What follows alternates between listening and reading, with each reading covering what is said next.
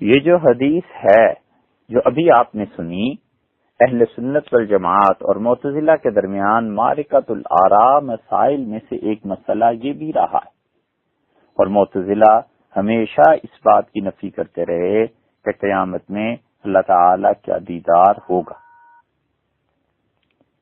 اور وہ ہمیشہ یہ کہتے رہے کہ اللہ تعالی کا دیدار اور قیامت میں خدا کی رؤیت ممکن نہیں ہے، اور اہل سنت والجماعت اس عقیدے کا اثبات کرتے رہے، اس لیے کہ حضور اقدس صلی اللہ علیہ وسلم کی متواتر احادیث اس بات پر دلالت کرتی ہیں۔ مختلف اوقات میں مختلف صحابہ کرام رضی اللہ عنہم نے مختلف جگہوں پہ مختلف افراد سے یہ احادیث بیان کی۔ ان میں سے ایک حدیث یہ بھی ہے جو حضرت ابو ہریرہ رضی اللہ عنہ کی روایت ہے کہ ہم رسول اللہ صلی اللہ علیہ وسلم کے پاس تھے۔ یہ تو جریر بن عبداللہ رضی اللہ عنہ کی روایت ہے کہ ہم رسول اللہ صلی اللہ علیہ وسلم کے پاس تھے، اور آپ نے فرمایا کہ یہ چاند جیسے تم دیکھتے ہو اسی طرح تم اپنے پروردگار کو دیکھو گے۔ اور حضرت ابو ہریرہ رضی اللہ عنہ کی روایت میں یہ الفاظ آئے ہیں جو ابن ماجہ میں آئی ہے کہ رسول اللہ صلی اللہ علیہ وسلم نے فرمایا، کیا 14ویں کے چاند کو دیکھنے میں تمہیں کچھ دشواری محسوس ہوتی ہے؟ قالوا لا، ہم نے عرض کیا نہیں۔ قال فكذلك، رسول اللہ صلی اللہ علیہ وسلم نے بس اسی طرح لا تضامون فی رؤیت ربکم، تم اپنے پروردگار کو قیامت کے دن دیکھو گے اور اسے دیکھنے میں تمہیں کوئی بھی دقت اور دشواری پیش نہیں آئی۔ حضرت ابو سعید رضی اللہ عنہ کی روایت بھی آتی ہے۔ یہ اب 3 صحابی رضی اللہ عنہ ہو گئے۔ حضرت ابو سعید رضی اللہ عنہ کہتے ہیں کہ ہم نے حضور اقدس صلی اللہ علیہ وسلم سے سوال کیا اور عرض کیا کہ انرا ربنا، کیا ہم اپنے پروردگار کی زیارت کریں گے؟ تو رسول اللہ صلی اللہ علیہ وسلم نے فرمایا کہ دوپہر میں چڑھے ہوئے سورج کو تم دیکھتے ہو جبکہ اس پہ بادل نہ ہو، تمہیں کچھ دقت ہوتی ہے اس کو دیکھنے میں؟ ہم نے عرض کیا کوئی پریشانی نہیں، کچھ تکلیف نہیں اٹھانی پڑتی۔ تو ارشاد فرمایا کہ رات کو 14ویں کا چاند جب بادل نہ ہو اس پہ تو تمہیں دیکھنے میں کچھ دقت ہوتی ہے؟ عرض کیا نہیں۔ تو رسول اللہ صلی اللہ علیہ وسلم نے ان دونوں مثالوں کے ذریعے سمجھایا اور ارشاد ہوا کہ انکم لا تضارون فی رؤیتہ الا کما تضارون فی رؤیتہما، تم کو جب ان دونوں چیزوں کے دیکھنے میں کوئی دقت نہیں ہوتی تو اسی طرح اپنے پروردگار عز و جل کو دیکھنے میں کوئی دقت اور پریشانی نہیں ہوگی۔ یہ جو رسول اللہ صلی اللہ علیہ وسلم نے فرمایا ہے، اس پہ معتزلہ کو جو اشکال پیش آیا اور عقیدے کی بحث جب ہوئی تو انہوں نے کہا کہ دیکھنا کسی چیز کا اس بات کو مستلزم ہے، اس بات کو لازم قرار دیتا ہے کہ اس کا کوئی جسم ہو، اس کی کوئی حدود متعین ہو۔ ایک طرف تم کہتے ہو اللہ کے لیے کوئی جسم نہیں ہے، اور تم اہل سنت والجماعت میں ہونے کی وجہ سے ایک طرف یہ کہتے ہو کہ اللہ تعالی کے لیے کوئی سمت متعین نہیں ہے، اور تم کہتے ہو کہ اللہ تعالیٰ کے لیے دائیں بائیں آگے پیچھے یہ سب کی سب چیزیں جو ہیں یہ نہیں ہیں، اور دوسری طرف تم کہتے ہو تم اللہ کو دیکھو گے۔ تو یا تو تم جسم مانو، اور اگر جسم نہیں مانتے تو پھر یہ عقیدہ چھوڑو، جسم مانو، رؤیت باری تعالیٰ کے قائل ہو جاؤ، ٹھیک ہے۔ جب جسم نہیں مانتے تو یہ عقیدہ کہ قیامت میں دیدار ہوگا اللہ تعالیٰ شانہ کا، اس کو چھوڑ دو، دونوں میں سے ایک چیز رکھو۔ یہ معتزلہ کا بہت بڑا اعتراض تھا اہل سنت والجماعت پہ۔ معتزلہ عقلیات میں تو امام تھے ہی تھے، ایسے ہی گرے پڑے لوگ نہیں تھے۔ ان کی عبادات، اللہ کے ساتھ ان کا تعلق، ان کی تلاوت، ان کی نمازیں، ان کا روزے رکھنا، یہ سب چیزیں تھیں، مگر عقیدے میں گمراہی تھی۔ اور یقیناً جس انسان کا عقیدہ خراب ہے اللہ کے ہاں اس کے لیے بہت بڑا نقصان ہے بنسبت اس کے کہ اس کے اعمال میں کمی اور خرابی واقع ہو جائے۔ ایک آدمی ساری زندگی معاذ اللہ نماز نہیں پڑھتا، لیکن اس کا عقیدہ ہے کہ حضور اقدس صلی اللہ علیہ وسلم آخری نبی ہیں، یہ عقیدہ قیامت میں اسے نفع دے گا اگرچہ اس نے نماز نہیں پڑھی ہوگی۔ اور ایک آدمی ساری زندگی نماز پڑھتا ہے اور اس کا عقیدہ یہ ہے کہ حضور اقدس صلی اللہ علیہ وسلم آخری نبی نہیں تھے، ان کے بعد بھی نبوت جاری ہے۔ ایک شخص نے آج تک ایک روزہ قضا نہیں کیا رمضان کا جتنے بھی اس کی زندگی میں آئے، مگر دوسری طرف اس عقیدے کا قائل ہے کہ حضرت بکر رضی اللہ عنہ کافر تھے، معاذ اللہ، حضرت عمر رضی اللہ عنہ کافر تھے، تو یہ عقیدے قیامت میں اس کے اعمال کو ڈبو دیں گے، اس کے اعمال کچھ کام نہیں آ سکیں گے، اس کے یعنی عقیدے کی کمی پوری نہیں کر سکیں گے۔ تو معتزلہ یہی کہتے تھے کہ تم لوگوں کا عقیدہ گمراہی پہ مشتمل ہے۔ اہل سنت والجماعت نے کیا کہا؟ ابھی تو فی الحال آپ ان احادیث کو سنیے اور پھر یاد رکھیے اس بات کو کہ یہ ساری بحث ایک مرتبہ سننے کے قابل ہے، ایسے نہ ہو کہ کوئی شخص ان احادیث کو سن کے کسی گمراہی میں پڑ جائے۔ اللہ تعالیٰ سے پناہ مانگتے ہیں کہ کوئی آدمی بھی ان چیزوں سے گمراہی میں پڑے، اس لیے مکمل اس بحث کو سننا چاہیے۔ اور یہ اللہ تعالیٰ کی مختلف صفات کو ایک ہی جگہ جمع کر کے بیان کرنا، یہ بھی محتاط علماء نے بدعت کہا ہے، لیکن اس علم کے باوجود یہ کرنا پڑ رہا ہے تاکہ مسئلے کو واضح کیا جا سکے۔ حضرت ابو رزین رضی اللہ عنہ کی روایت وہ تو بہت ہی واضح ہے، ابو داؤد میں بھی آئی ہے اور محدثین نے بھی اس کو نقل کیا ہے، ابن ماجہ نے بھی نقل کیا ہے۔ وہ کہتے ہیں کہ میں نے رسول اللہ صلی اللہ علیہ وسلم سے سوال کیا اور میں نے کہا کہ قیامت کے دن ہم اللہ تعالیٰ کو دیکھیں گے، اور مجھے یہ بھی بتا دیجئے کہ وما آیت ذالک فی خلقہ، اللہ کی جو مخلوق ہے اس سے کوئی مثال بھی دے دے، سمجھا بھی دے۔ تو رسول اللہ صلی اللہ علیہ وسلم ابو رزین الیس کلکم یری القمر، کیا تم میں سے ہر آدمی چاند نہیں دیکھتا؟ تو میں نے عرض کیا جی ہاں۔ تو قال، آپ نے ارشاد فرمایا فاللہ اعظم، اللہ تعالیٰ تو اپنی مخلوق سے کہیں بلند و بالا ہے، تو جس طرح چاند کے دیکھنے میں لوگوں کو دشواری پیش نہیں آتی، اسی طرح تم اپنے پروردگار کو دیکھو گے۔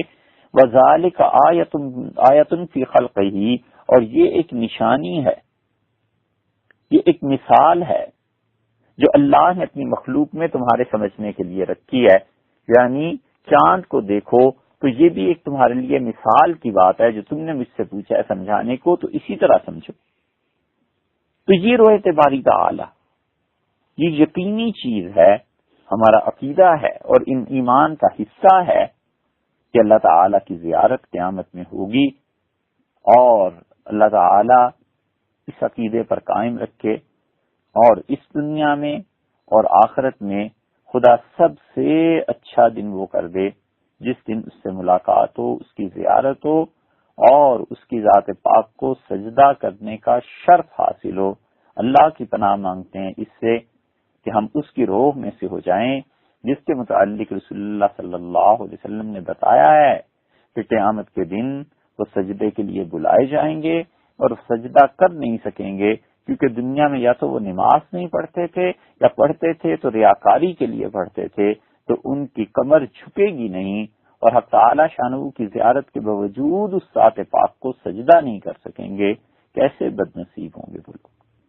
اس لیے حدیث میں صراحت سے یہ چیزیں آئی ہیں کہ لوگ حق تعالی شانہ کو سجدہ کریں گے۔ حضور اقدس صلی اللہ علیہ وسلم کی وہ حدیث جو بغوی ابن مسعود بغوی رحمت اللہ علیہ نے شرح السنہ میں نقل کی ہے، اور شرح السنہ کی احادیث بہت زیادہ نقل کی ہیں تاسو تقدیس میں امام رازی رحمت اللہ علیہ نے، اور وہاں پہ حضرت ابو سعید رضی اللہ عنہ کی روایت آئی ہے کتاب الفتن میں۔ وہ کہتے ہیں کہ ہم نے رسول اللہ صلی اللہ علیہ وسلم سے سنا یقول یکشف ربنا عن ساقہ، حضور اقدس صلی اللہ علیہ وسلم نے فرمایا اللہ تعالی اپنی پنڈلی کھول دے گا فَيَسْجُدُ لَهُ كُلُّ مُؤْمِنٍ وَمُؤْمِنَةٍ،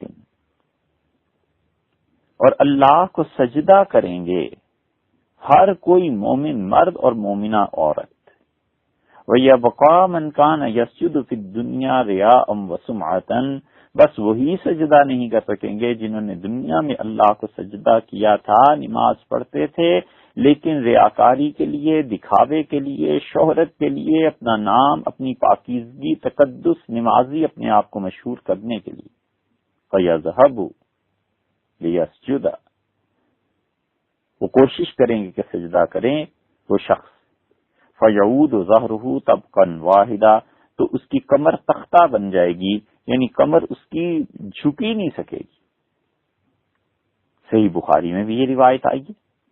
یہ جو الفاظ ہیں نا کہ یکشف ربنا عن ساقہ، اللہ تعالیٰ اپنی پنڈلی کھول دیں گے، اس میں صرف ایک جملہ کہنا ہے، اس کا خیال رہے، آگے چل کے پھر اس پہ بات آ جائے گی. اور وہ جملہ یہ عرض کرنا ہے کہ ایک معنی تو اس کے یہی ہے کہ اللہ تعالیٰ اپنی پنڈلی کھول دے گا، اور دوسرے معنی اس کے عربی لغت میں یہ بنتے ہیں کہ اہل علم اور اہل لغت اور فقہا یہ لکھتے ہیں کہ اذا اشتد الامر فی الحرب، جنگ میں، لڑائی میں جب شدت آ جاتی تھی، سر اور کلائیاں کٹنے لگتی تھی،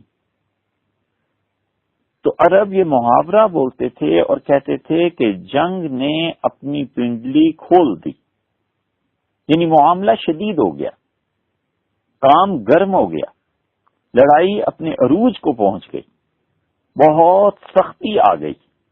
تو جب اللہ تعالی قیامت میں اپنی پنڈلی کھول دے گا، ایک یا یہ کہ جب قیامت میں سختی اور شدت اس دن کی عروج پر پہنچے گی تو حق تعالی شانہ کو لوگ سجدہ کریں گے.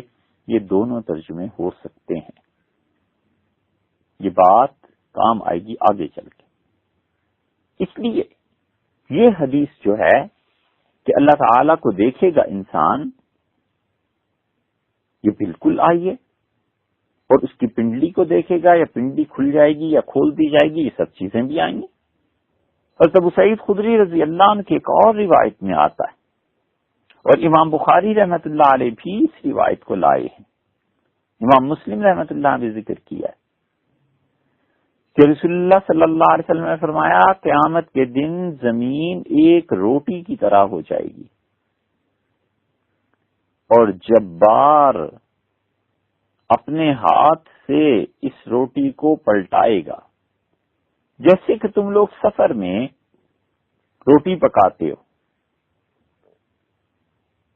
تو سفر میں اتنی اچھی روٹی تو نہیں پکتی. اس زمانے کا سفر ہوتا تھا، جس چیز کی روٹی پکانی ہے، جو کی یا گندم کی، تو اس کے دانوں کو موٹا موٹا پیس لیتے تھے اور اس کی روٹی موٹی سی پک جاتی تھی. تو یہ مراد ہے یہاں پہ کہ یہ روٹی جو زمین ہوگی اتنی نفیس اور اچھی تو نہیں ہوگی جیسے گھروں میں پکتی ہے، بلکہ سفر کی روٹی کی طرح اس زمین کا یہ حال ہوگا، اور جبار اسے اپنے ہاتھ سے پلٹائے گا. جبار سے مراد رحمان، اللہ تعالی کی ذات. اور رسول اللہ صلی اللہ علیہ وسلم نے فرمایا نزلا لأہل الجنہ، اور یہ جنت والوں کی مہمان نوازی ہوگی. ایک آدمی یہودیوں میں سے آیا اور اس نے کہا، تو یہودیوں کے علماء میں سے تھا، اس نے کہا بارک الرحمن علیک یا ابا القاسم. ابو القاسم حضور اکرم صلی اللہ علیہ وسلم کی کنیت ہے نا. اس نے کہا کہ رحمان تمہیں برکتوں سے نوازے. آپ یہ بتائیں گے کہ قیامت میں اہل جنت کی مہمان نوازی کس چیز سے کی جائے گی؟ تو رسول اللہ صلی اللہ علیہ وسلم نے اس کی بات کو سنا.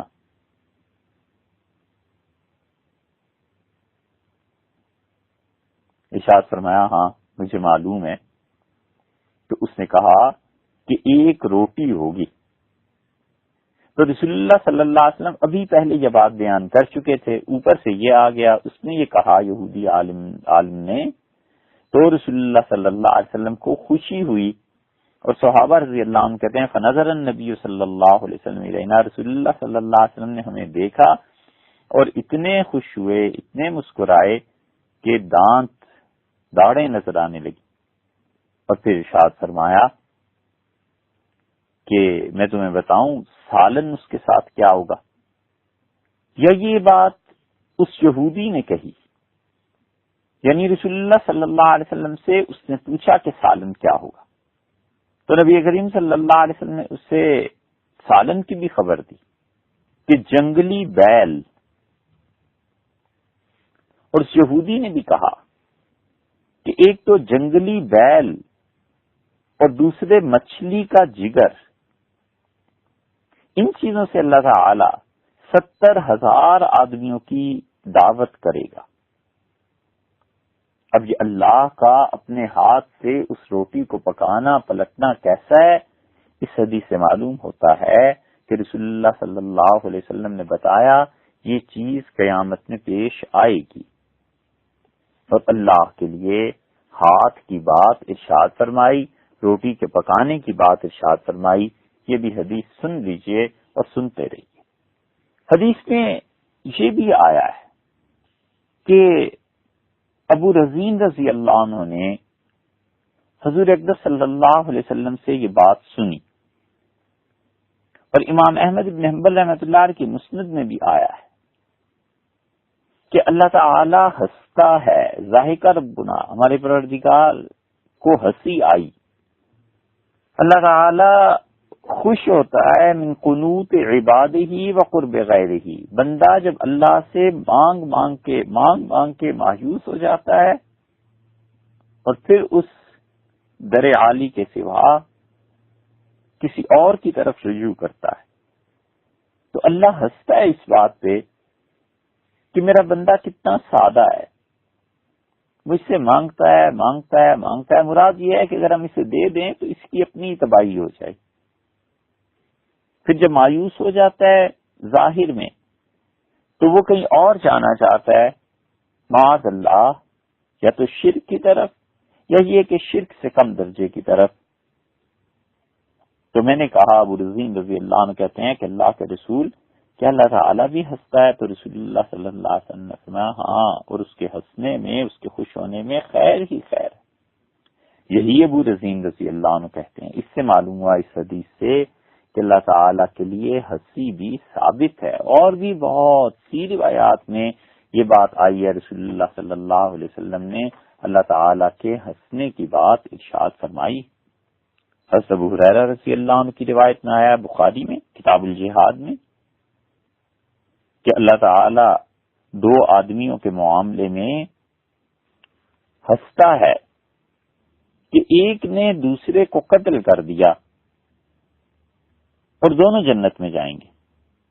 پہلے آدمی نے جو کہ کافر تھا کسی مسلمان کو شہید کر دیا تو مسلمان تو جنت میں چلا گیا، شہید تھا. ثم یتوب اللہ علی قاتلہ، اور پھر اللہ تعالی نے اس کافر کو جس نے قتل کیا تھا توبہ کی توفیق بخشی اور یہ مسلمان ہو گیا، اور پھر یہ خدا کی راہ میں لڑا یہاں تک کہ یہ بھی شہید ہو گیا. تو یہ جب کافر تھا مسلمان کو شہید کیا، مسلمان جنت میں چلا گیا. اب جب یہ خود شہید ہوا تو یہ بھی جنت میں چلا گیا. اللہ تعالیٰ اس پر ہنستا ہے کہ بندے بھی کیسے ہیں.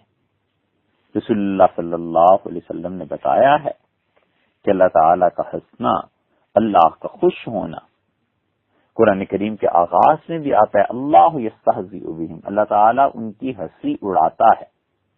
یہ اللہ کا ہنسی اڑانا یہ کیا ہے؟ اللہ تعالیٰ کا خوش ہونا، ہنسنا، یہ کیا ہے؟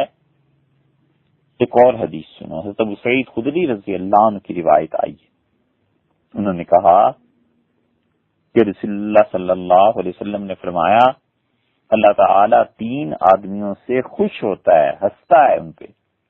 للصف فی الصلاۃ، ان آدمیوں کے لیے، ان لوگوں کے لیے جو خدا کے حضور میں ہاتھ باندھ کر صفیں بنا کر کھڑے ہوتے ہیں نماز پڑھنے کے لیے، اور دوسرے اس آدمی کے لیے جو رات کے آخری حصے میں اٹھتا ہے اور اللہ تعالی کے سامنے کھڑا ہوتا ہے، نماز پڑھتا ہے، خوش ہوتا ہے اللہ اس کو دیکھ کے، اور تیسرا جو اللہ کی راہ میں بے جگری سے لڑتا ہے، خدا اس کو دیکھ کے خوش ہوتا ہے۔ اس سے معلوم ہوا کہ اللہ تعالی کا خوش ہونا، اللہ کا ہنسنا، یہ چیزیں ہیں۔ پھر یہ ابو رزین رضی اللہ عنہ نے رسول اللہ صلی اللہ علیہ وسلم سے پوچھا ہے، ترمذی میں یہ حدیث آئی ہے، طبرانی میں بھی آئی ہے، مسند احمد میں، ابن ماجہ میں، ہر جگہ یہ مل جائے گی کہ انہوں نے کہا، میں نے عرض کیا یا رسول اللہ، این کان ربنا قبل ان یخلق خلقہ، اللہ تعالی اپنی مخلوق کو پیدا کرنے سے پہلے کہاں تھا؟ تو رسول اللہ صلی اللہ علیہ وسلم کان فی عماء، ایک چھوٹے سے بادل میں، ما تحتہ ہواء وما فوقہ ہواء، اور اس بادل کے نیچے بھی ہوا نہیں تھی اور اس کے اوپر بھی ہوا نہیں تھی، اور پھر اللہ نے اپنے عرش کو تخلیق فرمایا پانی کے اوپر۔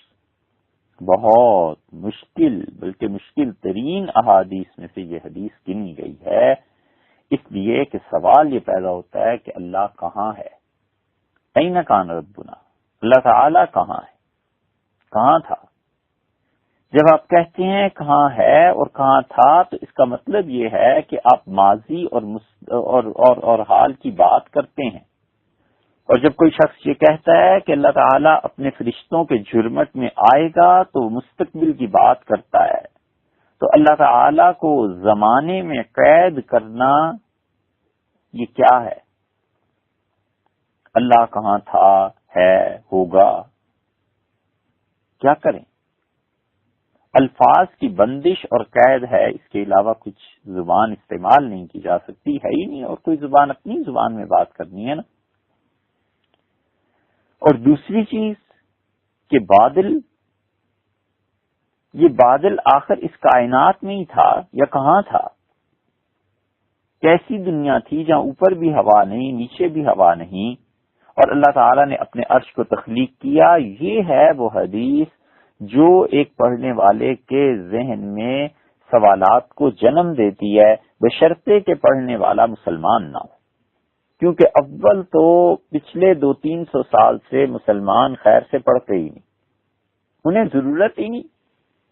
یہ مسلمان تو آخری دور میں شہزادے ہیں، اور ان میں سے اکثریت کا باپ بادشاہ تھا، یہ دنیا سے دیکھنے بھالنے انسپیکشن کے لیے آئے ہیں، 4 دن ذرا آرام سے کھانا کھایا، پیسے ویسے کمائے، شادی کی، بچے ہوئے، پھر ادھر بیٹھے 2-4 غیبتیں کی، ادھر بیٹھے 2-4 فساد لڑائی کی باتیں کی۔ جن زندگی کے میدانوں کی الف با کا بھی انہیں پتہ نہیں ہے، اس میں بھی ماہرانہ رائے ارشاد فرمائی، اور پھر اس کے بعد گاڑی کو چابی لگائی، موٹر سائیکل کو کک لگائی، یا ہنسے اور چل دیے۔ تو مسلمان نہیں پڑھتا، حتیٰ کہ ان کے علماء بھی ان احادیث کو نہیں پڑھتے۔ پوچھو جا کے کسی سے جو 20 سال سے نمازیں پڑھا رہے ہیں کہ مولوی صاحب اس حدیث کا کیا مطلب ہے، تو لگ جائے گا پتہ اور کھل جائے گی قلعی کہ علم کتنا ہے، مولوی صاحب نے مطالعہ کتنا کیا ہے۔ کچھ کام کرا لو، پڑھاؤ نہیں بس۔ یہ حدیث مشکل ترین احادیث میں سے ہے،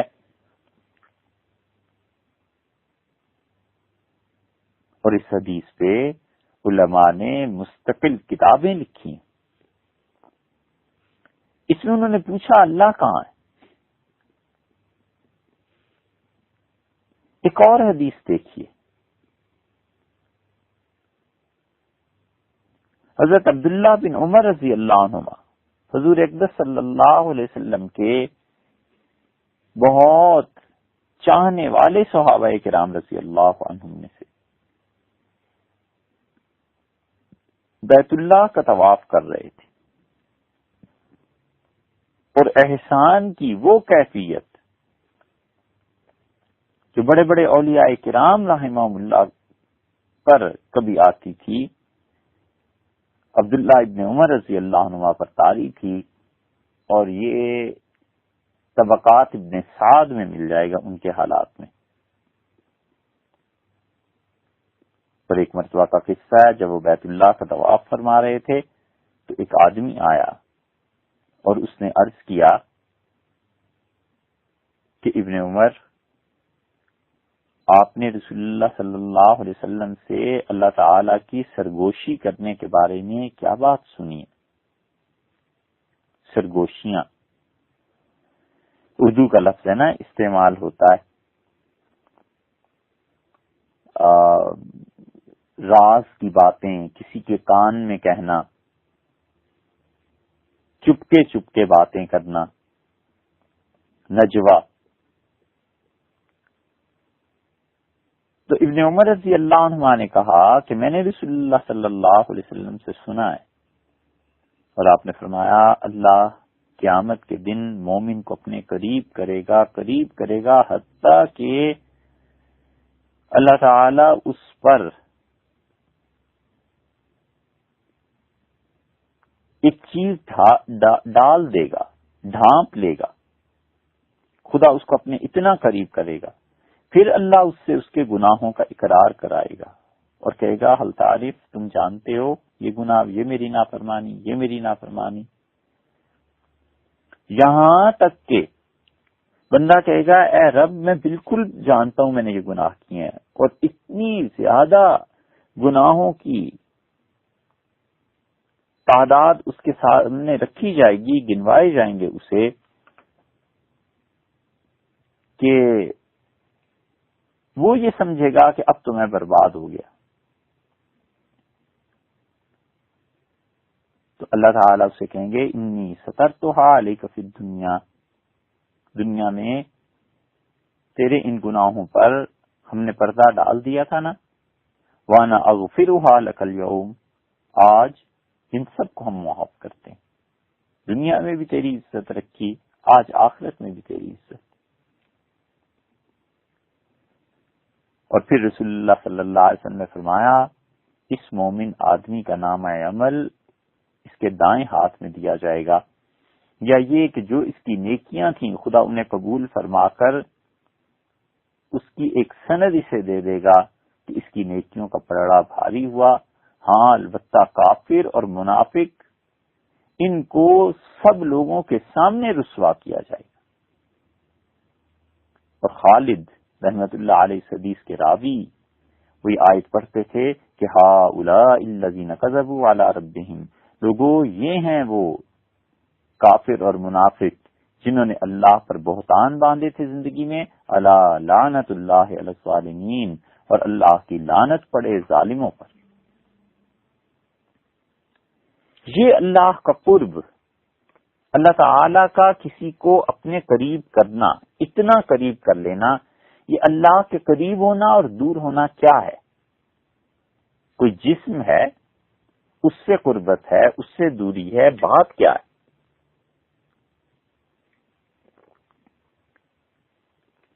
اب دیکھتے جائیے ان احادیث کو، سنتے جائیے۔ اللہ تعالی کے لیے ہاتھ، اس کی پنڈلی اور اس کا قریب ہونا، اس کا ہنسنا، اس کا دور ہونا۔ حضور اقدس صلی اللہ علیہ وسلم نے جنت کے ایک معاملے کی خبر دی، اور جابر بن عبداللہ رضی اللہ عنہما کی روایت میں آیا ہے کہ رسول اللہ صلی اللہ علیہ وسلم نے فرمایا کہ اہل جنت، اور غالباً یہ روایت صرف ابن ماجہ میں آئی ہے، چاہے خبر واحد بھی ہو لیکن اس مضمون کی متعدد احادیث ہیں جو مشہور اور متواتر کے درجے تک پہنچتی ہیں کہ یہ چیزیں ہوں گی قیامت میں۔ یعنی قدر مشترک ان سے ثابت ہوتی ہے. رسول اللہ صلی اللہ علیہ وسلم اہل جنت اپنی خوشیوں میں مصروف ہوں گے. اذا سطع لهم نور، تو نور ان پر چمکے گا، اور اہل جنت سر اٹھا کر دیکھیں گے فَإِذَا الرَّبُّ قَدْ أَشْرَفَ عَلَيْهِمْ مِنْ فَوْقِهِمْ، تو ان کا پروردگار انہیں اوپر سے چھانکے گا اور اللہ کہے گا السلام علیکم یا اہل الجنہ، جنت والو تم پر سلامتیاں نازل. وَذَلِكَ قَوْلُ اللَّهِ، اور اللہ نے یہ جو فرمایا یعنی سورہ یاسین میں سلام قولا من رب الرحیم، رحمت والے پروردگار کی طرف سے سلام ہوگا جنت والوں کے لیے. اور رسول اللہ صلی اللہ علیہ وسلم اللہ انہیں دیکھے گا اور یہ اللہ کو دیکھیں گے. فلا یلتفتون الی شیء من نعیم، اور جتنی بھی خوشیاں اور جتنی بھی اچھی سے اچھی چیز اور کام میں یہ لوگ مصروف تھے جنت والے، چھوڑ دیں گے، اور جب تک حق تعالی شانہ کی زیارت ہوتی رہے گی اسے دیکھتے رہیں گے یہاں تک کہ اللہ ان سے حجاب میں چلا جائے گا، اور اللہ کا نور وبرکتہ علیہم فی دیارہم، اور اس کی برکتیں جنت میں ان لوگوں کے گھروں میں باقی رہیں گی.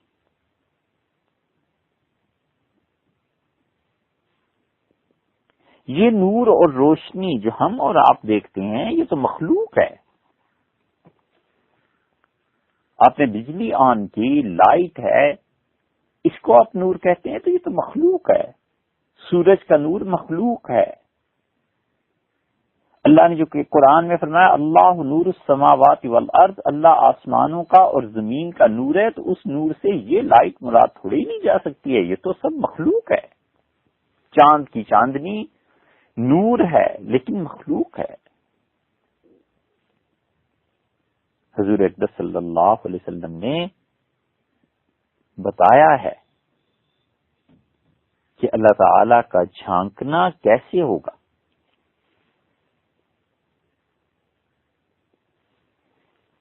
دوسری طرف بھی آیا ہے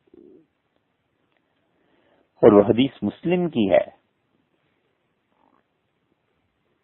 رسول اللہ صلی اللہ علیہ وسلم نے یہ آیت پڑھی، حضرت صہیب رضی اللہ عنہ کی روایت ہے کہ للذین احسنوا الحسنی وزیادہ،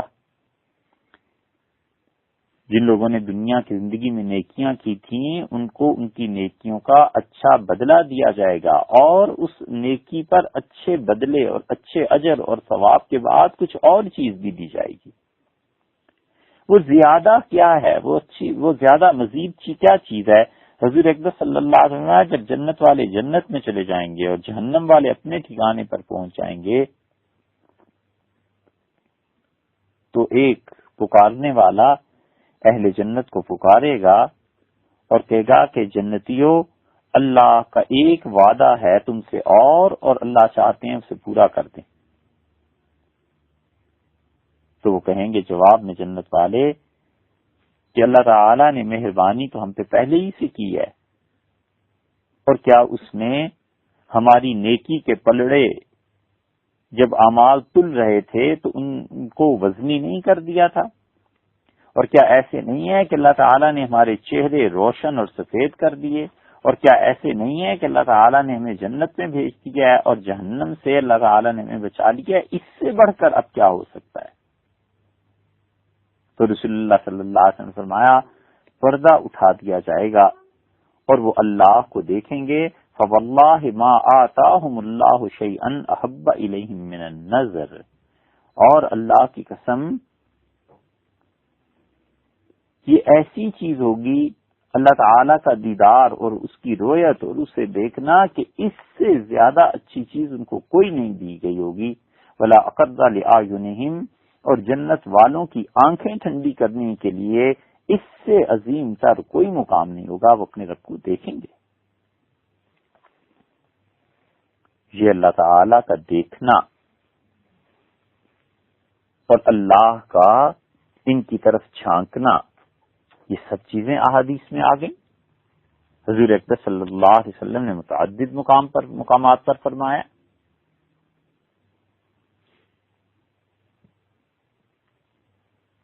اللہ تعالی کا چہرہ اس کے متعلق بھی ارشاد فرمایا،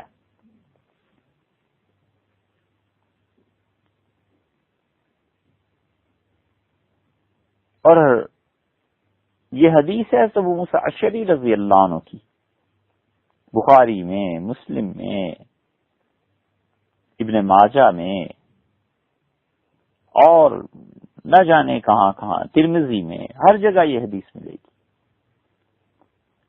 یہ سارے محدثین ان احادیث کو جو نقل کرتے چلے آئے اپنی کتابوں میں، تو یہ لوگ دین کی بنیادیں استوار کر رہے تھے۔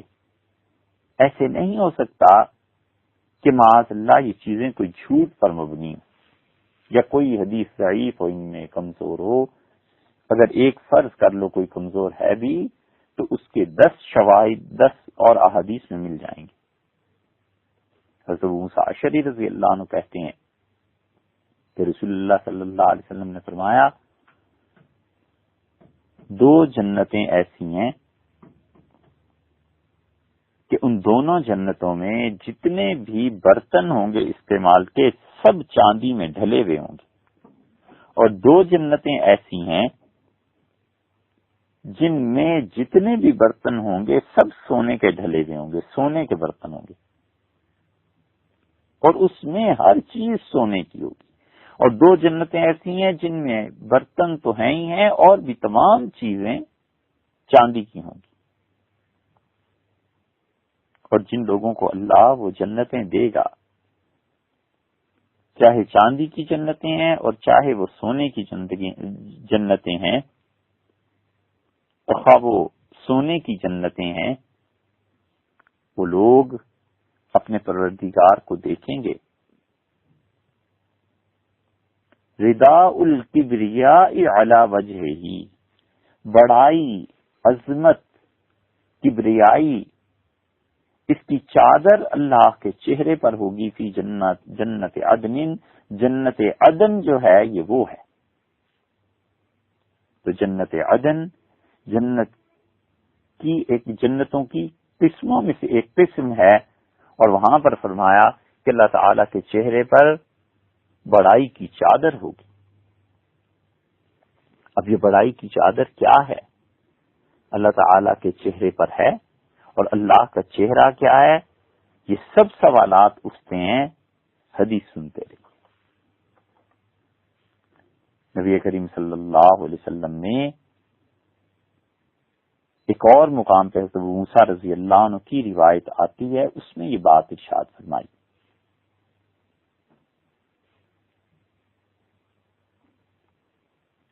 کہ رسول اللہ صلی اللہ علیہ وسلم کھڑے ہوئے خطبہ ارشاد فرمایا اور 5 باتیں ہمیں بتائیں۔ ارشاد فرمایا، یہ حدیث مسلم میں بھی ہے، مسند احمد میں بھی، مسند ابی عوانہ میں بھی، کہ رسول اللہ صلی اللہ علیہ وسلم نے 5 جملے ارشاد فرمائے۔ آپ نے فرمایا اللہ تعالی سوتا نہیں ہے، اس کو نیند نہیں آتی، اور یہ اس کی ذات پاک کے لیے مناسب بھی نہیں ہے کہ وہ سوئے۔ اور ترازو کا نظام، میزان، خدا کبھی کم کرتا ہے کبھی بڑھاتا ہے، 2 چیزیں۔ تیسری بات یہ ارشاد فرما دی کہ لوگوں کے اعمال اللہ کے سامنے پیش کیے جاتے ہیں، اس کی طرف اٹھائے جاتے ہیں، رات کے اعمال دن کے ہونے سے پہلے اور دن کے کام رات کے ہونے سے پہلے۔ چوتھی بات ارشاد فرمائی کہ حجابہ النور،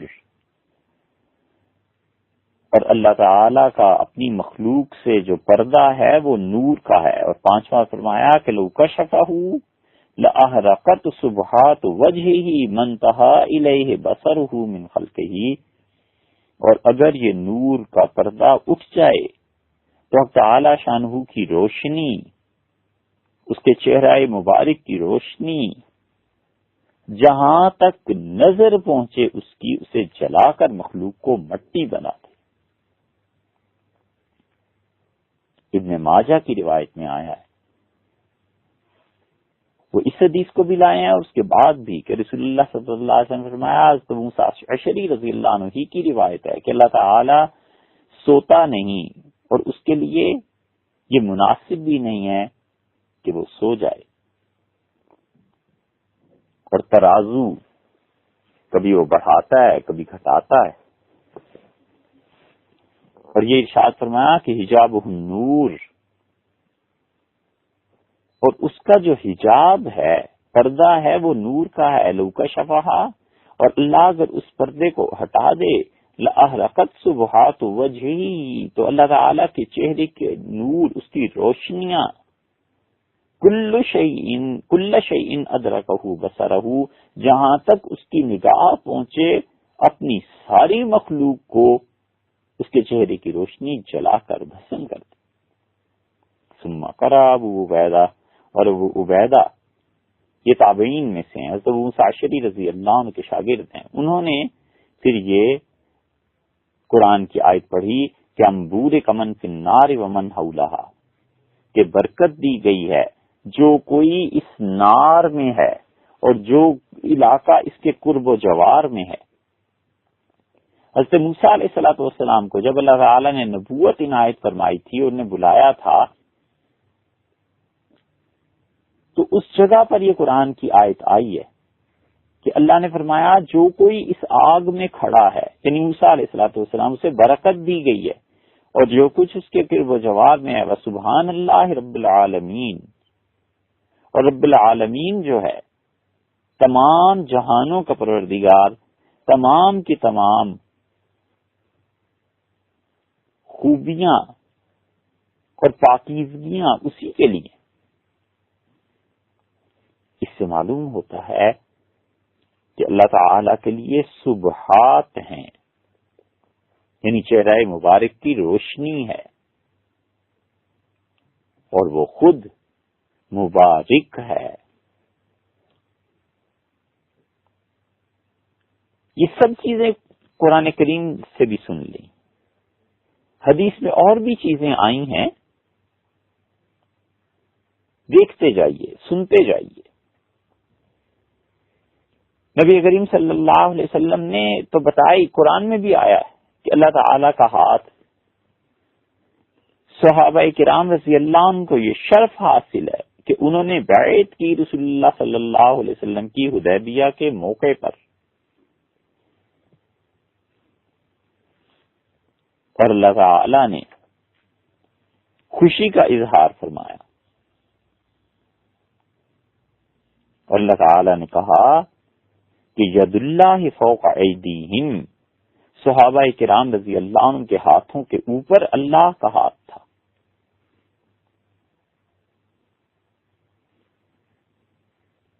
حضرت ابو ہریرہ رضی اللہ عنہ کی روایت آتی ہے، بڑی مشہور حدیث ہے، ترمذی میں آئی ہے، جہاں امام ترمذی رحمۃ اللہ علیہ کتاب الدعوات میں کہتے ہیں کہ اللہ تعالیٰ نے 100 رحمتیں پیدا کی. وہاں پر بھی یہ حدیث لائے ہیں کہ حضور اقدس صلی اللہ علیہ وسلم نے فرمایا، کتب ربکم علی نفسہ بیدہ، اللہ تعالیٰ نے اپنے لیے ایک بات لازم کر لی ہے، اپنے لیے ایک بات ضروری قرار دی، اور اتنی ضروری قرار دی یہ بات کہ اس نے اپنے ہاتھ سے یہ لکھ دیا. کب لکھا؟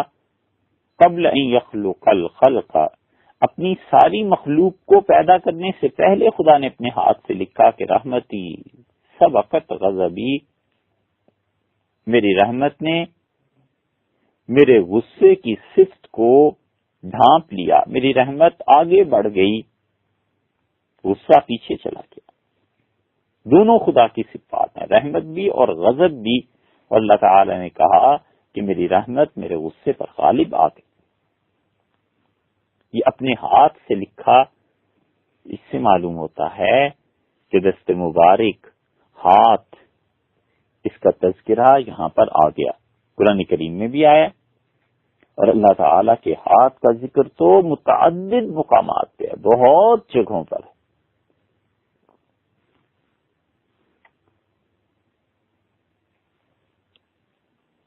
مثلا دوسری جگہ دیکھ لیجیے حضرت سعید بن مسیب رحمۃ اللہ علیہ کی روایت میں، صحیح بخاری میں، مسلم میں، امام بخاری رحمۃ اللہ علیہ کتاب الرقاق میں لائے ہیں، کتاب التوحید میں بھی ایسی روایات مل جائیں گی، امام مسلم رحمۃ اللہ علیہ قیامت کے مناظر جہاں بیان کرتے ہیں وہاں لائے ہیں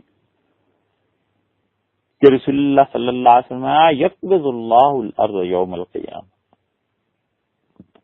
قیامت کے دن اللہ تعالی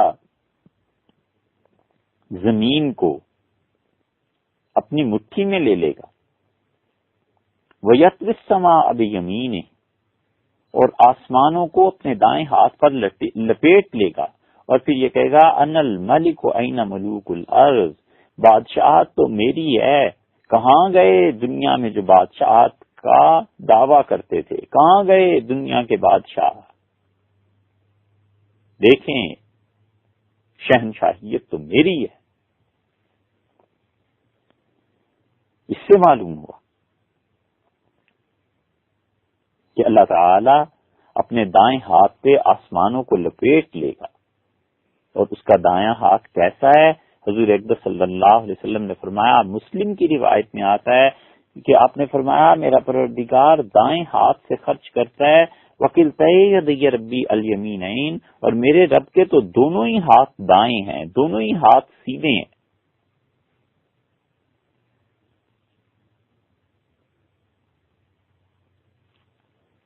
حضرت ابو ہریرہ رضی اللہ عنہ کی روایت آئی، یہ بھی بخاری میں ہے، شرح السنہ میں بغوی رحمت اللہ علیہ نے ذکر کیا ہے کہ رسول اللہ صلی اللہ علیہ وسلم نے فرمایا کہ اللہ تعالی کا دایاں ہاتھ وہ اس سے خرچ کرتا ہے، اور بھرا ہوا ہے وہ، اور رات کو اللہ خرچ کرتا ہے اور دن کو خرچ کرتا ہے، اور یہ رات اور دن کو خرچ کرنا اور لٹانا اپنی مخلوق پر اس کے ہاتھ کو، اس کے دائیں ہاتھ کو خالی نہیں کرتا، اس کے دائیں ہاتھ میں کوئی کمی نہیں آتی، جو خرچ کرتا ہے اس چیز میں کمی نہیں آتی۔ اور اللہ کے دوسرے ہاتھ میں ترازو ہے، قیمتیں چڑھتی ہیں اور کم ہوتی ہیں۔ اور پھر رسول اللہ صلی اللہ علیہ وسلم رأیت ما انفق منذ خلق اللہ السماوات والارض، ابو ہریرہ تم سوچو جب سے خدا نے آسمانوں کو اور زمین کو پیدا کیا ہے کتنا اللہ نے خرچ کیا ہوگا، فَإِنَّهُ لَمْ يَنْقُصْ مِمَّا فِي يَدَيْهِ شَيْئًا، تو اللہ تعالیٰ کے دونوں ہاتھوں میں جتنی بھی چیزیں ہیں ان میں ذرہ برابر بھی تو کمی نہیں آئی۔ یہاں پر پہنچ کے دونوں ہاتھوں کا ارشاد ہوا کہ دو ہاتھ اللہ تعالیٰ کے۔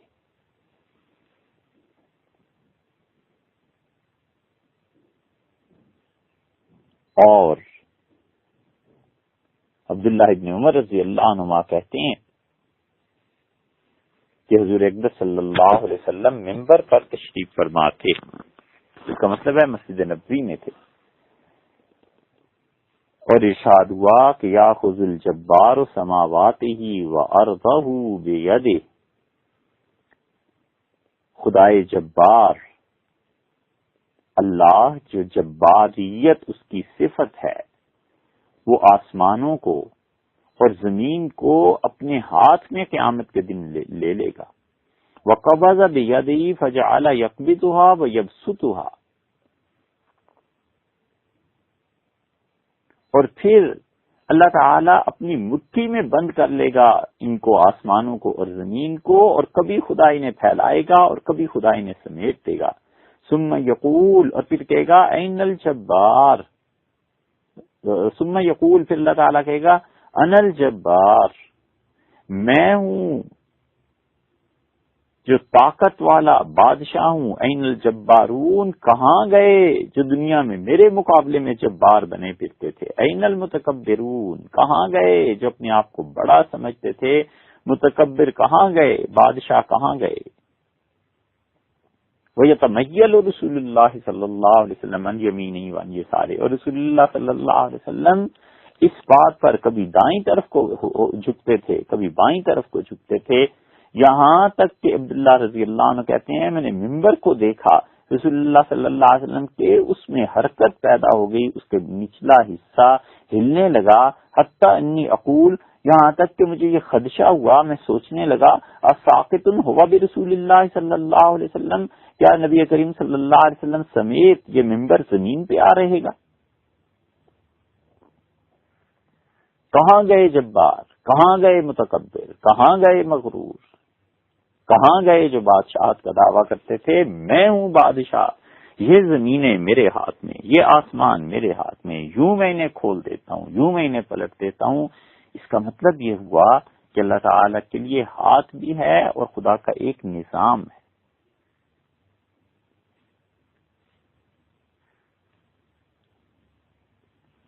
اور ہاتھ میں ہتھیلی کے بعد جو ہاتھ کی تقسیم ہوتی ہے 5 حصوں میں، ان میں سے 4 حصوں کو ہم انگلیاں کہتے ہیں اور 5ویں حصے کو انگوٹھا کہتے ہیں، لیکن یہ تو انسانوں کے ساتھ ہے، بغیر کسی تشبیہ اور مشابہت کے۔ حضور اقدس صلی اللہ علیہ وسلم نے فرمایا ما من قلب الا بین اصبعین من اصابع الرحمن، کوئی دنیا میں انسان ایسا نہیں جس کا دل اللہ تعالی کی انگلیوں میں سے 2 انگلیوں کے درمیان نہ ہو۔ انشاء اقامہ، اللہ چاہے تو لوگوں کے دلوں کو ٹھیک رکھتا ہے، اور اللہ چاہے تو انہیں بگاڑ دیتا ہے۔ اور رسول اللہ صلی اللہ علیہ وسلم فرماتے تھے یا مثبت القلوب، اے وہ ذات جو دلوں کو جماؤ دیتی ہے، دلوں کو تھام لیتی ہے، ثابت قدم رکھتی ہے، ثبت قلوبنا علی دینک، اللہ ہمارے دلوں کو اپنے دین پر قائم رکھ۔ ایک روایت میں ہے ثبت قلوبنا علی طاعتک، اے رب ہمارے دلوں کو اپنی فرما برداری پر قائم رکھ۔ قال، اور رسول اللہ صلی اللہ علیہ وسلم فرمایا والمیزان بید الرحمن، اور یہ جو ترازو کا نظام ہے، معاشی نظام، یہ اللہ کے ہاتھ میں ہے۔ یرفع اقواما ویخفض آخرین، اللہ تعالیٰ کسی قوم کے لیے سستا کر دیتا ہے، کسی قوم میں مہنگائی آتی ہے، الی یوم القیامہ، قیامت تک یہ چیز رہے گی۔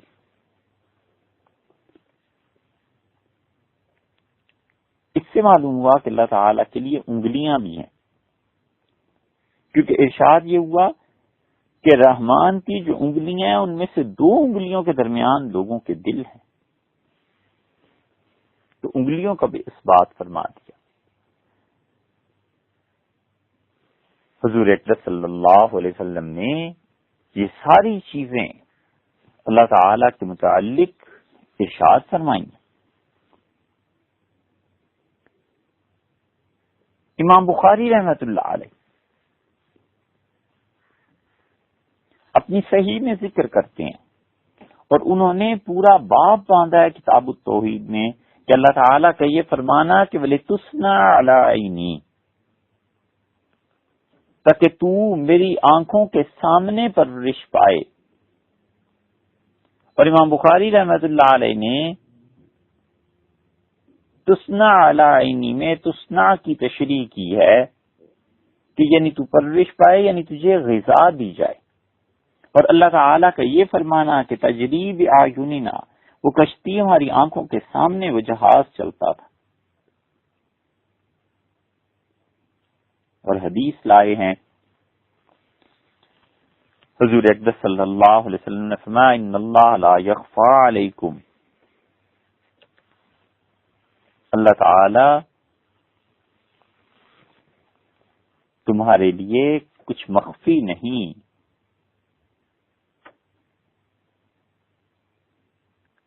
اور یہ جو بات ارشاد فرمائی ہے کہ کشتی ہماری آنکھوں کے سامنے چلتی تھی، تو اس سے جو لوگ خدا کے لیے جسم کے قائل ہوئے ہیں، گمراہ فرقے، وہ کہتے ہیں اللہ کا ایک جسم ہے اور اس جسم میں ہاتھ بھی ہیں اور انگلیاں بھی ہیں اور آنکھیں بھی ہیں، معاذ اللہ۔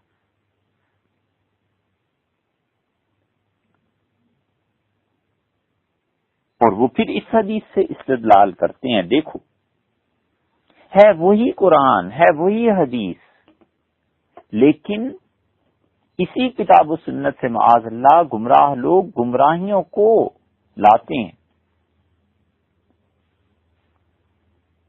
اور نبی کریم صلی اللہ علیہ وسلم نے یہ جو ارشاد فرمایا ہے اس سے وہ ثابت کرتے ہیں کہ رسول اللہ صلی اللہ علیہ وسلم نے اللہ تعالیٰ کے لیے آنکھوں کا ارشاد فرمایا.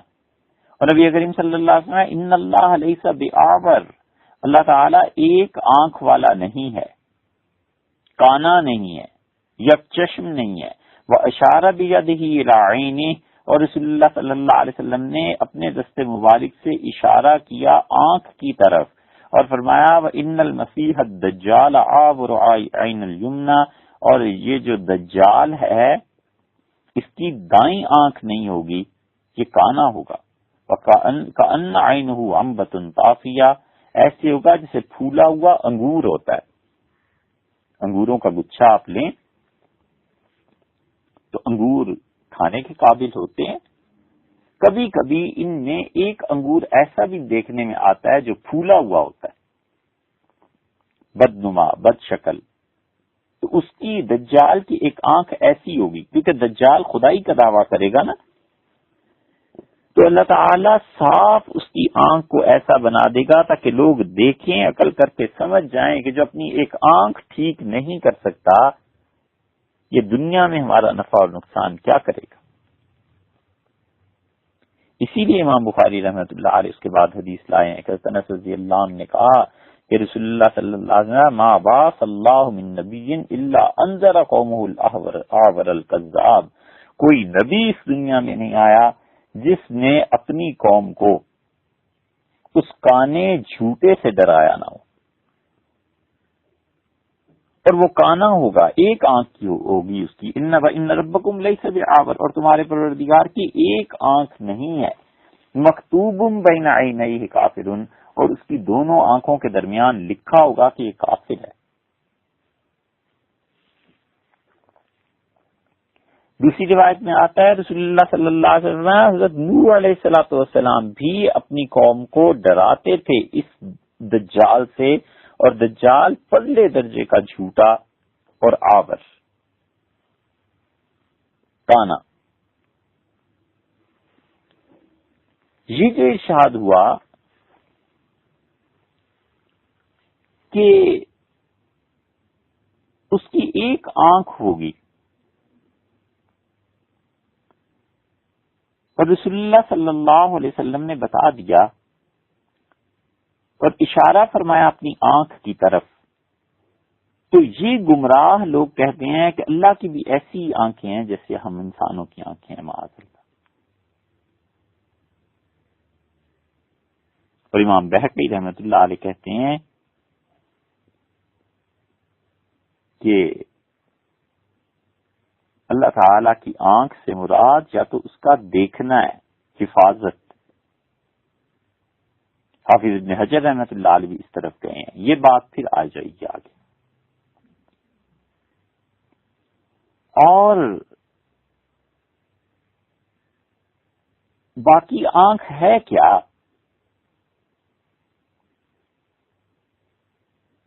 یہ ذات کی صفات میں سے ہے، یہ صفت ذات ہے، صفات ذاتیہ انہیں کہتے ہیں.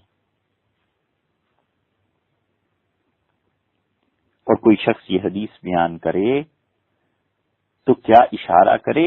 حضور اقدس صلی اللہ علیہ وسلم نے یاد رکھو یہ جو اشارہ فرمایا نا اپنی آنکھ کی طرف، تو لوگوں کو سمجھانے کے لیے کہ میں تمہارے سامنے ہوں جیسے میری آنکھیں ہیں، دیکھو دجال آئے گا لوگوں میں اور اس کی آنکھ نہیں ہوگی. حضور اقدس صلی اللہ علیہ وسلم نے لوگوں کو سمجھانے کے لیے بتایا. یہ نہیں ہے کہ اللہ کی آنکھ کے لیے اشارہ کیا، ایسی بات نہیں ہے. اسی لیے حافظ ابن حجر رحمۃ اللہ نے لکھا ہے کہ جب کوئی یہ حدیث پڑھائے تو کیا وہ اپنی آنکھ کی طرف اشارہ کرے جیسے رسول اللہ صلی اللہ علیہ وسلم نے کیا، اور پھر کہتے ہیں میں تمہیں اس کا جواب بتاتا ہوں کہ اگر وہ اپنے ایسے شاگردوں کو پڑھا رہا ہے جن کا عقیدہ درست ہے اور جو اللہ تعالی کو اس کی مخلوق کی تشبیہ سے بلندتر جانتے ہیں اور جو اس کی مخلوق کے ساتھ اس کو تشبیہ نہیں دیتے اور ان کے عقیدے بالکل درست ہیں، تو ایسے شاگردوں کے سامنے تو یہ بات کرنی درست ہے. لیکن اس کے باوجود اشارہ نہ کرے کہ ایسے نہ ہو کہ کوئی اللہ تعالی کے لیے آنکھ کی تشبیہ ایسے دے اشاروں سے جیسے اس کی اپنی آنکھیں. اور حافظ ابن حجر رحمۃ اللہ علیہ نے بڑی شدت سے اس بات کا انکار کیا ہے کہ خدا کی اور مخلوق کی تشبیہ دی جائے، مخلوق میں سے کسی کی تشبیہ دے کے خدا کے متعلق کہا جائے کہ وہ ایسا ہے معاذ اللہ. اور رسول اللہ صلی اللہ علیہ وسلم نے جو اپنی آنکھ کی طرف اشارہ فرمایا، انما ہی بالنسبۃ الی عین الدجال، یہ دجال کی آنکھ کے لیے اشارہ فرمایا کہ فإنها كانت صحیحۃ مثل هذه، کہ ایک آنکھ اس کی ایسے ٹھیک ہوگی لیکن دوسری آنکھ جو ہے وہ خراب ہوگی جیسے انگور پھولا ہوا ہوتا ہے، اور یہ اس کے خدائی دعوے کو باطل کرنے کے لیے کافی ہوگی. وَهُوَ إِنَّهُ كَانَ صَحِيحُ الْعَيْنِ، کہ اگر وہ خدا ہوتا تو کم سے کم اپنی آنکھ ٹھیک کر لیتا. یہ اللہ تعالی کی آنکھ کے لیے انہوں نے اس بات کیا ہے کہ اللہ تعالی کی آنکھ ہے. اب وہ کیسی ہے اور کیا چیز ہے، یہ بات پھر آئے گی، مگر اللہ تعالی کی آنکھ کا اثبات کتاب الاسماء والصفات میں انہوں نے امام بہقی رحمۃ اللہ علیہ کتاب الاسماء والصفات جو لکھی ہے اس میں بھی وہ لائے ہیں، اور اس میں انہوں نے وہی آیات نقل کی ہیں، تسنا علی عینی، اے موسیٰ علیہ الصلوۃ والسلام، تاکہ تو ہماری آنکھوں کے سامنے پرورش پائے. فإنک بأعیننا، اے نبی صلی اللہ علیہ وسلم آپ ہماری آنکھوں کے سامنے ہیں. وَاصْنَعِ الْفُلْكَ بِأَعْيُنِنَا، اور وہ ہماری آنکھوں کے سامنے کشتی جہاز بناتا تھا، یعنی حضرت نوح علیہ الصلوۃ والسلام. اور پھر وہ احادیث لائے ہیں کہ رسول اللہ صلی اللہ علیہ وسلم نے فرمایا کہ دیکھو دجال کانا ہوگا اور تمہارے پروردگار کی ذات وہ ایسی نہیں ہے. اور اس پہ کیا اچھا حاشیہ لکھا ہے آخری شیخ الاسلام زاہد الکوثری رحمت اللہ علیہ، اور محمد زاہد الکوثری حنفی، بعض چیزیں اگرچہ ان کے ہاں قابل بحث پائی جاتی ہیں مگر حاشیہ اس مقام پہ بہت اچھا انہوں نے لکھا ہے. اور وہ کہتے ہیں امام ابو الحسن عشری رحمت اللہ علیہ سے بھی نقل کرتے ہوئے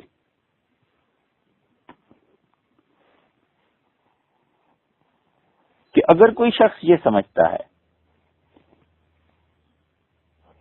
کہ اللہ تعالیٰ کے لیے ایسی دو آنکھیں ہیں جیسے انسانوں کے لیے ہیں اور خدا ان کے ذریعے دیکھتا ہے، تو یہ بات درست نہیں ہے.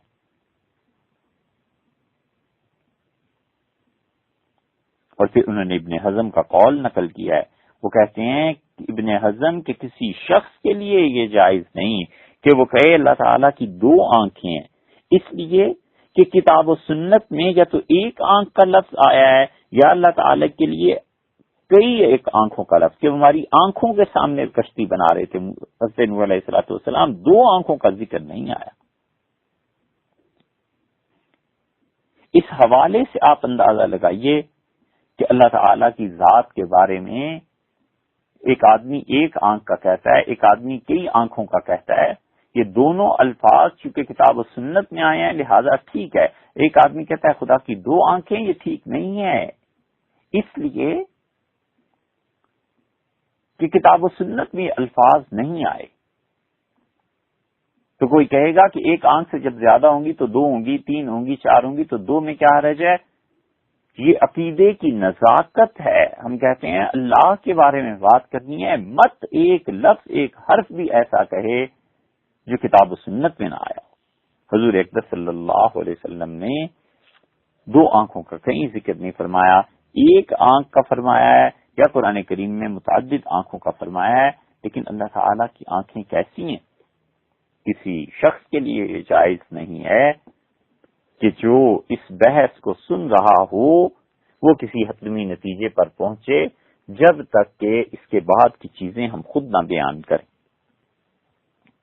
اس لیے جو اس بحث کو سن رہا ہے اس کے لیے ضروری ہے کہ اس کے بعد کی احادیث اور پھر امت کا کیا مسلک اور مشرب رہا ہے اس ساری بحث کو سنیں۔ خدا نخواستہ اگر کوئی آدمی صرف اتنا سن لے اور اس کی بنیاد پر کوئی عقیدہ گمراہی کا قائم کر لے تو ہم اس سے اور اس کے عقیدے سے برات کا اظہار کرتے ہیں اور صاف کہتے ہیں کہ اس پوری بات کو سنو۔ عقیدے میں سب سے زیادہ مشکل اور نازک مقام یہ اللہ تعالی کی صفات اور اس کے بعد صفات میں بھی صفات خبریہ یا ایسی صفات جن میں اللہ تعالی کے لیے اعضاء کا ذکر ہے، یہ جگہ ہے۔